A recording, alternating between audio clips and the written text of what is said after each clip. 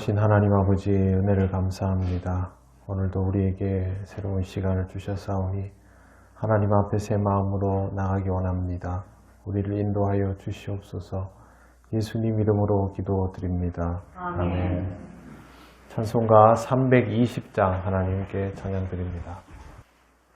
나의 죄를 정케 하사 주의 일꾼 삼으시 구세주의 넓은 사랑 항상 찬송합니다.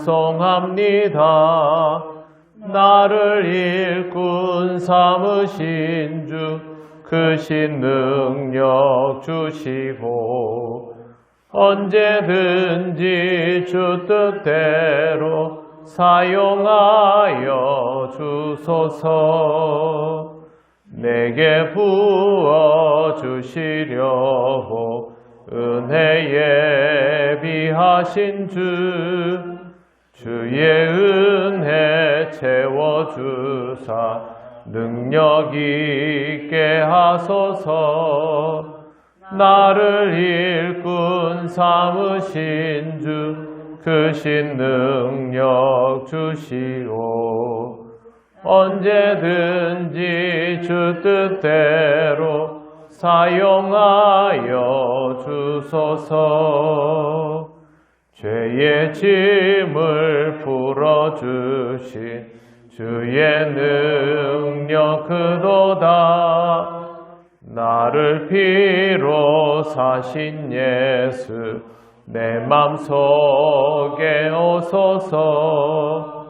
나를 일꾼 삼으신 주 크신 능력 주시고 언제든지 주 뜻대로 사용하여 주소서.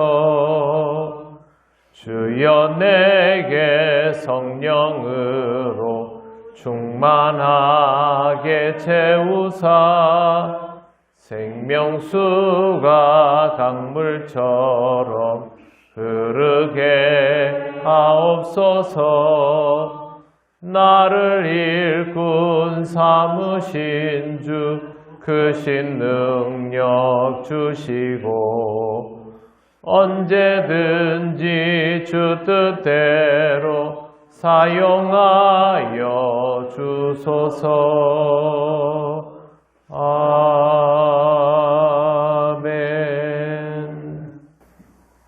하나님 말씀 로마서 3장 19절 20절입니다. 같이 봉독하겠습니다. 우리가 알거니와 무릇 율법이 말하는 바는 율법 아래에 있는 자들에게 말하는 것이니 이는 모든 입을 막고 온 세상으로 하나님의 심판 아래에 있게 하려 함이라. 그러므로 율법의 행위로 그의 앞에 의롭다 하심을 얻을 육체가 없나니 율법으로는 죄를 깨달음이라. 아멘. 네. 오늘 우리가 읽은 19절 말씀을 조금 풀어서 읽으면 우리가 알고 있는 것처럼 율법이 말하고자 하는 것은 모두 율법 아래 있는 사람들에게 말하는 것입니다.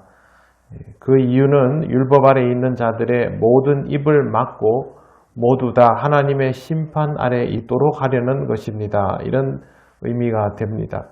이 말은 율법 아래에 있는 모든 사람이 결국 율법의 요구를 이루지 못하기 때문에 그 율법으로는 의롭다 하심을 얻지 못하고 오히려 심판 아래에 처하게 된다라는 것을 언급한 것입니다. 여기에서 율법은 우선은 유대인들이 지키려 했던 율법, 그리고 더 확대하면 구약 성경 말씀 전체를 의미합니다. 거기다 인류가 지키려고 했던 자연법까지도 다 포함이 됩니다. 하나님께서 인간으로 하여금 무언가 더 반듯한 삶을 살도록 하기 위해서 세워나가게 만든 것들까지도 포함을 하는 것입니다. 인간이 하나님이 주신 율법을 끝내는 제대로 지키지 못하는 것처럼 모든 인간은 자신에게 주어진 법을 지킬 수 없었고 결국 그것으로 인하여 죄인이라는 사실을 확인하는 것이 최선이라고 바울은 말하는 것입니다. 유대인들은 자신들이 선택받은 백성으로 선택하신 하나님이 주인인 나라에서 영원히 살아갈 수 있도록 해주는 비결이 율법이라고 생각했는데 그게 아니라는 것이죠. 하나님을 믿지 않는 사람들도 세상에서 그냥 좀 착하게 살면 된다고 생각했는데 그래서 세상의 법으로 충분하고 하나님의 말씀을 굳이 따로 필요로 하지 않는다라고 판단하고 있었는데 그렇지 않다는 겁니다. 결국 법이라는 것은 그것을 통하여 내가 지은 죄들을 확인하는 용도였다는 것이죠. 율법이 문제가 있거나 자연법이 문제가 있는 것이 아닙니다. 그것도 모두 하나님께서 허락하셔서 인지하게 된 것이고 지키려는 마음도 가지게 된 것입니다. 분명히 좋은 목적으로 주어진 것이죠. 하지만 율법에는 아주 중요한 기능이 있습니다. 그것은 인간이 선한 경우와 그렇지 못한 경우 모두를 대비하여 놓으신 것인데 그게 바로 오늘 읽은 대로 심판입니다. 하나님은 어떤 경우에도 핑계하지 못하도록 하나님의 심판 아래에 모두를 두고 있습니다.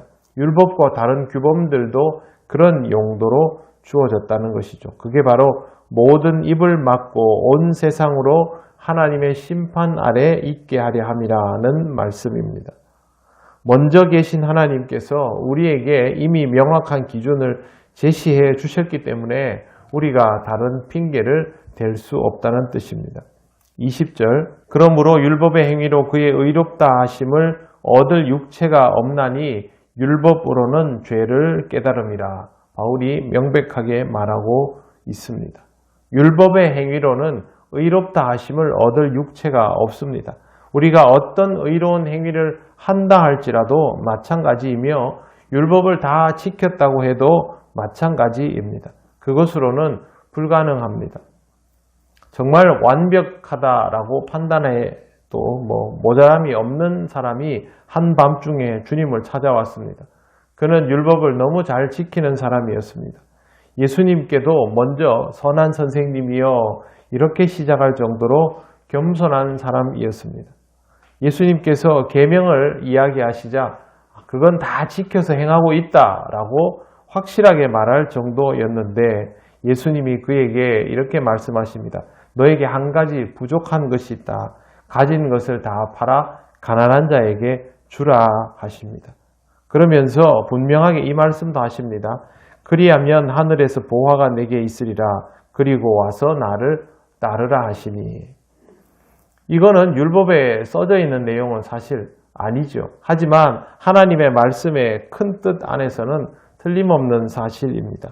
근데 이 사람은 재물이 많아서 주님을 따르지 못하고 근심하며 돌아갑니다. 그냥 예수님을 말씀하시는 것을 율법에 있는 내용도 아닌데 라고 하면서 부정해 버릴 수 있지 않습니까? 그러나 근심했다라는 말은 자신이 이 문제를 풀 수 없다라는 걸 거기서 깨달았다라는 뜻이죠.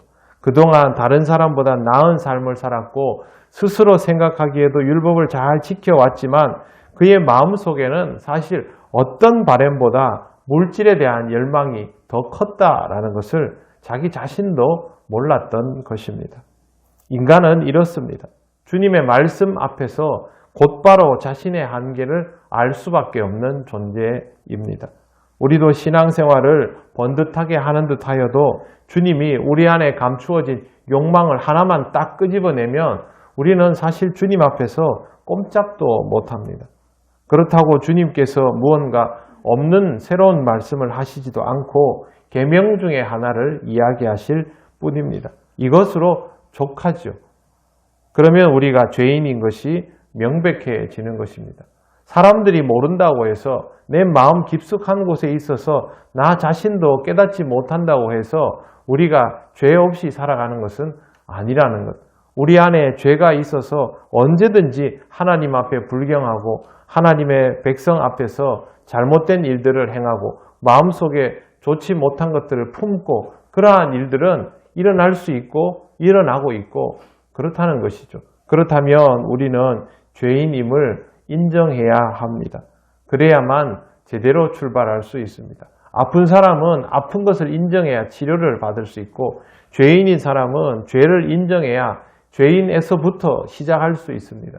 그래야 하나님 앞에 인생을 온전히 맡기고 하나님께서 주시는 은혜도 달게 받을 수 있는 것입니다. 우리 매일 기도하는 이유는 다른 사람보다 더 선해서가 아닙니다.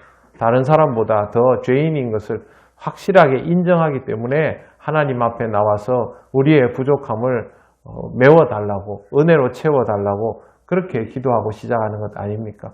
그러니 하나님 앞에서 죄인임을 인정하는 것을 중요하게 여기시고 여러분의 인생의 탄탄한 출발점이라는 것을 명심하시고 오늘도 하나님의 은혜로 하나님 나라를 바라보며 살아가시기를 바랍니다. 기도드리겠습니다. 하나님 감사합니다. 우리가 죄인이라는 사실을 사람들이 지적하여도 인정하기 싫어하지만 말씀에 있는 것처럼 우리는 죄인일 수밖에 없다는 사실을 다시 한번 깨닫게 하시니 감사합니다. 날마다 우리의 부족함을 깨달으며 또 그만큼 하나님을 더욱 갈망하고 하나님의 은혜를 채우며 살아가는 지혜롭고 겸손한 인생이 되게 하여 주시옵소서. 오늘도 우리 통일교회 모든 성도들이 하나님 앞에서 스스로의 부족함을 발견할 때마다 하나님의 은혜를 더욱 체험받는 귀한 날이 되게 하여 주시기를 간절히 원하오며 예수님 이름으로 기도드립니다. 아멘. 하늘에 계신 우리 아버지, 아버지의 이름을 거룩하게 하시며 아버지의 나라가 오게 하시며 아버지의 뜻이 하늘에서와 같이 땅에서도 이루어지게 하소서. 오늘 우리에게 일용할 양식을 주시고 우리가 우리에게 잘못한 사람을 용서하여 준 것 같이 우리 죄를 용서하여 주시고 우리를 시험에 빠지지 않게 하시고 악에서 구하소서. 나라와 권능과 영광이 영원히 아버지의 것입니다. 아멘.